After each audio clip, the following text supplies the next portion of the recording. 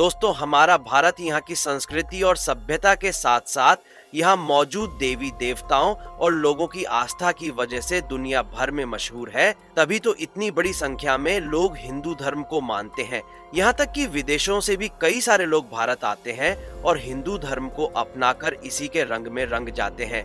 लेकिन क्या आप ये बात जानते हैं कि सिर्फ भारत ही नहीं बल्कि दुनिया में कई ऐसी जगहें भी हैं जहाँ हिंदू धर्म राज करता है, देवी देवताओं की पूजा होती है और लोग पूरी आस्था और विश्वास के साथ मंदिरों में जाते हैं। तो वो कौन से देश हैं और क्या है उनकी पूरी सच्चाई, आज मैं यानी कि आपका दोस्त फैक्ट मंत्रा आपको बताने वाला हूँ। बस मेरे साथ वीडियो में इसी तरह बने रहें। वीडियो में आगे बढ़ें उससे पहले अगर आप एक सच्चे हिंदू हैं तो सब्सक्राइब करें फैक्ट मंत्रा चैनल को और बेल नोटिफिकेशन को ऑल पर लगाएं ताकि कोई भी वीडियो मिस ना हो। इंडोनेशिया प्रेसिडेंट है दोस्तों। इंडोनेशिया आज भले ही मुस्लिम बहुमूल्य देश है, लेकिन एक वक्त पहले से हिंदू राष्ट्र कहा जाता था और आज भी यहाँ के कण कण में हिंदुत्व बसता है, जिसका सबसे बड़ा उदाहरण इंडोनेशिया की नोटों पर छपी गणेश जी की तस्वीरें हैं।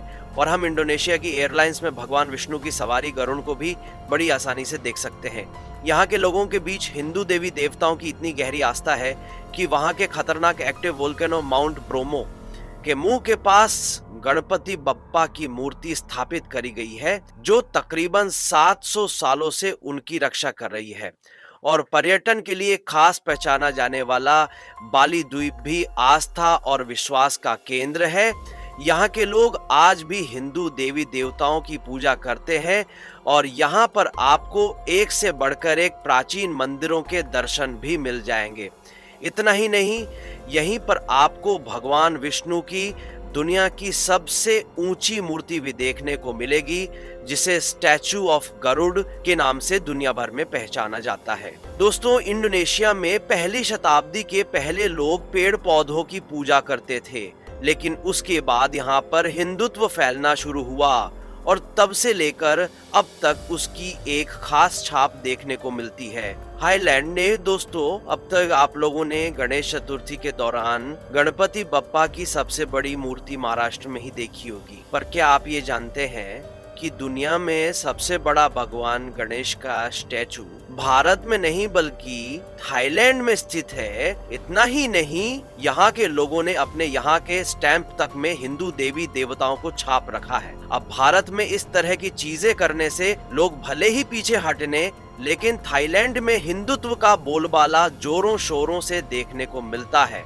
क्योंकि यहाँ के लोग न केवल मंदिर जाकर भगवान शिव की प्रतिमा में हार चढ़ाते हैं, बल्कि उसी विश्वास के साथ शिवलिंग के ऊपर दूध चढ़ाते हुए भी लोग आपको मिल जाएंगे।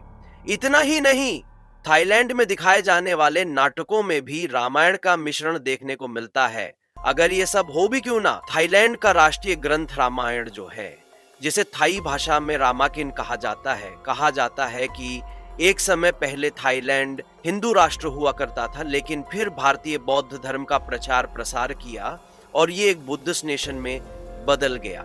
लेकिन थाईलैंड की जड़ें आज भी हिंदू धर्म से जुड़ी हुई है। श्रीलंका दोस्तों, आज भले ही श्रीलंका की 70% आबादी बौद्ध धर्म को मानती हो, लेकिन इस बात को नकारा नहीं जा सकता कि एक वक्त था जब यहाँ पर मर्यादा पुरुषोत्तम श्री राम का नारा लगता था और आज भी लोग हिंदू धर्म से खास जुड़ाव महसूस करते हैं। महासागर के मोती कहे जाने वाले इस देश में आज भले यहाँ पर 12% ही हिंदू जनसंख्या हो, लेकिन हिंदुत्व यहाँ पर कण कण में बसता है, जिसका सबसे बड़ा सबूत यहाँ पर लगातार मिलने वाले प्राचीन मंदिर और देवी देवताओं की मूर्तियां हैं, जो ये चीख चीख कर कहती हैं कि श्रीलंका के लोगों का ईश्वर के प्रति विश्वास एकदम अटूट है।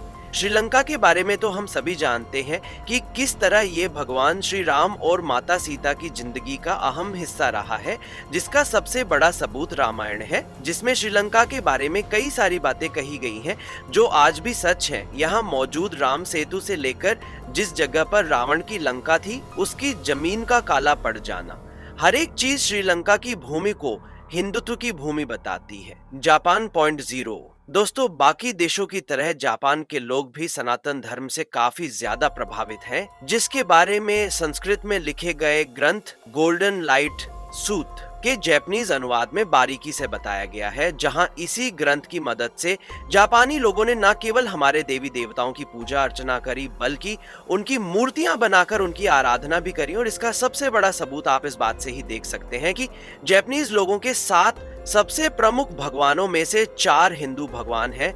यहाँ पर आपको लक्ष्मी जी, सरस्वती जी, गणेश जी, विष्णु जी, ब्रह्मा, शिव भगवान जैसे कई सारे देवी देवताओं की न केवल मूर्तियां मिलेंगी, बल्कि कई प्राचीन मंदिर भी मिलेंगी। बस बात सिर्फ इतनी सी है कि इन्होंने हिंदू देवी देवताओं के नाम अपने जापानी तरीकों से रखे हैं। उसके अलावा जापान में हिंदू देवी देवताओं पर लोगों का विश्वास बहुत ही ज्यादा अटूट और अनोखा है। अमेरिका। अब आप सोच रहे होंगे कि अमेरिका और हिंदुत्व का क्या लेना देना है। तो दोस्तों, अभी तो आप पूरा सच जानते ही नहीं है, क्योंकि अगर शोधकर्ताओं की माने तो आज से 9 लाख वर्ष पहले यहाँ पर शिवलक्षण वानर जाति रहती थी, जिसका सीधा संबंध संकट मोचन हनुमान यानी कि हमारे बजरंगबली से है। जी हाँ, सेंट्रल अमेरिका के घने जंगलों में पाई गई इस रहस्यमयी सभ्यता को कापी कहा जाता है, जिसकी खोज चार्ल्स लिंडबर्ग ने करी थी।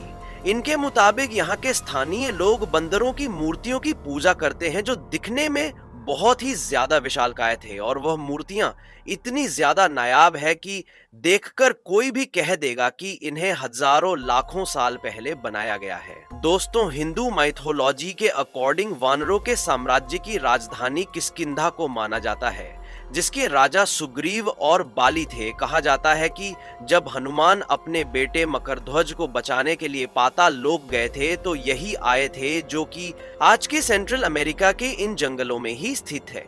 यहाँ आकर हनुमान ने अपने बेटे मकरध्वज को यहाँ का राजा घोषित कर दिया, और उसके बाद से ही यहाँ के लोग हनुमान को भगवान की तरह पूजने लगे, और वही सभ्यता आज अमेरिका के इतिहास में देखने को मिलती है, जिनके भगवान और कोई नहीं बल्कि हमारे बजरंगबली हनुमान हुआ करते थे। तो दोस्तों, ये थी हमारी आज की खास वीडियो, और आपको इसे देखकर अंदाजा हो गया होगा कि हिंदू धर्म कितना ज्यादा बड़ा है।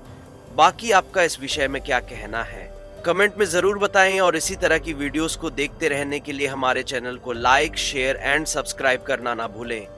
दोस्तों, आपके स्क्रीन पर 2 और वीडियो दिख रही हैं, जिसे देखने के लिए आप स्क्रीन पर क्लिक करें। दोनों देखिएगा, बहुत अच्छी वीडियो बनी है।